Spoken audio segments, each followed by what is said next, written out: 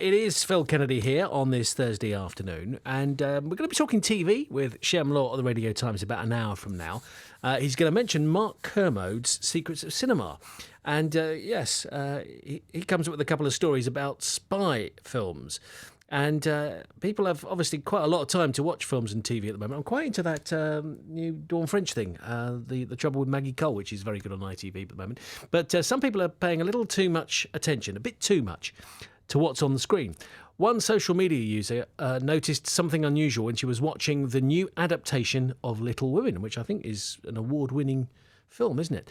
In one of the scenes of this period drama, there are some clearly visible, very modern water bottles in the background. Van Connor is a film critic and the host of Off-Screen Podcast. Hello to you there, Van. Hello to you as well, Phil. And yes, this does happen surprisingly often, would you believe? Yes, I mean, and it must be gutting for a filmmaker when someone spots this. But the thing is that they edit this in big screens and spend hours doing it. So how do they miss it? It's one of those things, isn't it? You miss the wood for the trees. It's sort of the expression I think gets used when you're staring at these screens all day long. You'll stop noticing them. But there are some very famous examples. It's happened to some truly epic filmmakers. This has happened to Ridley Scott when editing Gladiator. That kind of a level. It happens all the time. So these are big movies again. So what sort of things are happening? How is it that those water bottles were left there? How is it that nobody noticed it at the time? Well, film sets are generally quite frantic. I think there's only a few minutes between takes, for instance, or between shots, and so what they'll do is they'll scurry around and be quick. And obviously, actors get handed drinks and things like that to just rehydrate in the minute or two that they'll have. And sometimes they get put away in time, and sometimes they'll slip through the cracks. And obviously, you think of something like Game of Thrones that happened with Emilia Clarke and what looked like a Starbucks cup. Obviously, something you just take a sip during a scene, you forget to hand it back in time. It's understandable.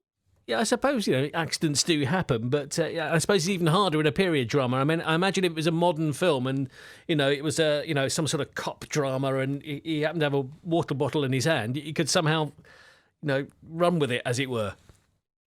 No, absolutely. They say that it's obviously when it is a period film that it sticks out a lot more. So obviously, in the case of Little Women, it's the fact that it was actually quite a specific and cool water bottle. I think it's called a hydro flask or something, some deluxe model. But it's when it's in a period set film that when you see someone with a digital watch, in the back of a crucifixion scene or something like that, you can't help but laugh, and that's the sort of chuckle you get from modern cinema, really.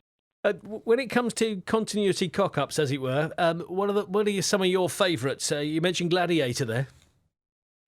Gladiator that was a great one. I think that's a gas cylinder. I think there's a gas cylinder on the side of one of the chariots, and then I think there's a couple of extras in the arena scenes wearing watches. One of the ones that I really love, this is my favourite example, Braveheart. There's a scene during one of the battles in the 13th century where a white Ford Transit van just drives past in the background. That's an all-timer for me. That one deserves a round of applause in its own right. I'd love to get the Ford Transit van driver and congratulate him heartily. I suppose there's when you look at the whole thing about the millions and millions of pounds, once it's actually been spotted, is there any way they can sort of go and change it so that in the future it's not there anymore?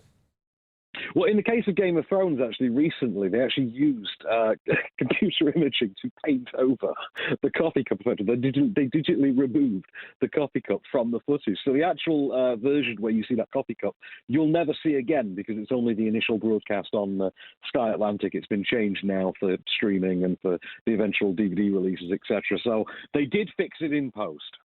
Yes, because just as a final thing, I mentioned that we're going to be talking about television, and Mark Kermode actually talks about the film From Russia with Love, and because he's talking about spy films tonight on his programme, and the Russia with Love has an explosion in it, and actually it was a pure cut and paste from the Hitchcock film North by Northwest, where they'd had an explosion. It was exactly the same one.